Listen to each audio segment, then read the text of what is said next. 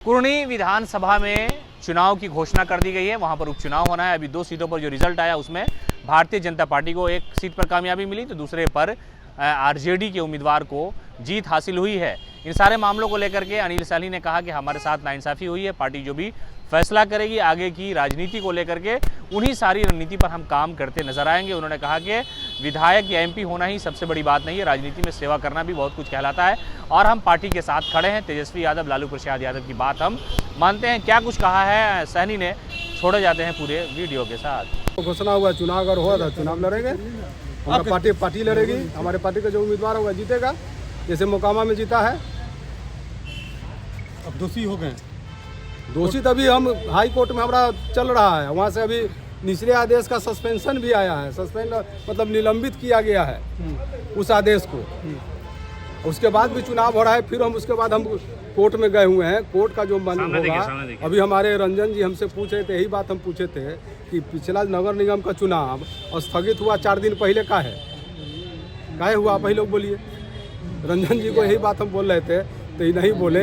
High court के आदेश से ही ना नगर निगम का चुनाव 4 दिन पहले वोट होने वाला था तो हो गया। तो उम्मीद है कि हाई कोर्ट, पूरा उम्मीद है, न्यायालय पर पूरा विश्वास है और न्यायालय जो फैसला करेगा उसके साथ हैं, और चुनाव होगा तो उसके भी साथ है। जनता मेरे साथ में है, पूरा मतलब कि कार्यकर्ता मेरे साथ है, पार्टी मेरे साथ में है, नेतृत्व मेरे साथ में है। और इसका जवाब किस प्रकार से जो मतलब कि बिना सैंक्शन ऑर्डर के मुझ पर केस चलाया गया, बिना सैंक्शन ऑर्डर का जो है सो अदालत में सीबीआई द्वारा केस चलाया गया, बिना मतलब कि 1 पैसा मेरे खाता में गए हुए मुझ पर केस चलाया गया। और जो है सो ये जो फर्जीवाड़ा चल रहा था उसका उजागर करना ही हमारे लिए, अगर फर्जीवाड़ा कोई करता है और जो संसद द्वारा मैंने हिम्मत किया था, संसदों द्वारा जो फर्जीवाड़ा किया जा रहा था, आज तक सीबीआई को हिम्मत नहीं हुआ कि लोकसभा में जाकर इसका जांच करे, जहां सैकड़ों जो सांसद उसमें फंसते, तो बलि का बकरा अनिल सैनी को बनाया गया,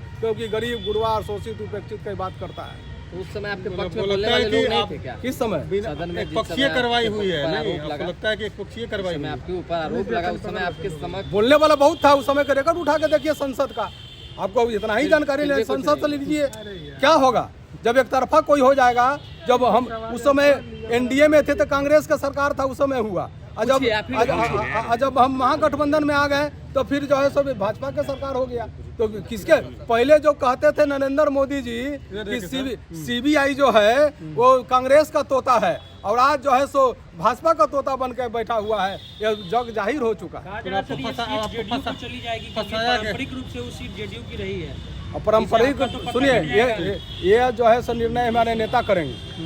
मोहन गुप्ता को उनकी जात के लोगों ने, हाँ बोलिए सर, बोलिए क्या बोले थे। जेडीयू तो सीट जेडीयू का है, जेडीयू का पारंपरिक, कहाँ पारंपरिक, जैसे पारंपरिक होता है क्या? कोई भी पद पारंपरिक होता है? आप लोग मान लीजिएगा पारंपरिक होता है, नहीं आपके कैसे मान लीजिएगा पारंपरिक होगा?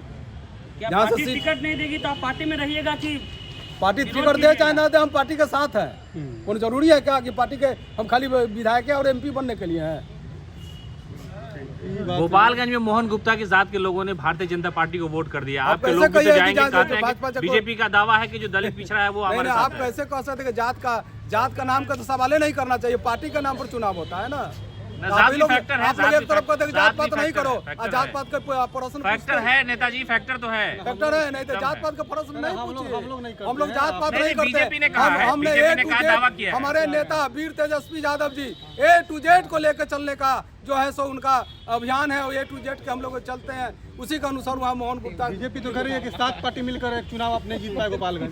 7 पार्टी का गठबंधन था आप लोग का, 7 पार्टी वाली बात नहीं है। 7 पार्टी हम अकेला वहाँ पर हम चुनाव महागठबंधन के सभी लोग लगे हुए थे, और वही हमारा ही वोट जो इधर उधर कट गया है 8 12 वो इधर आ जाता तो कहाँ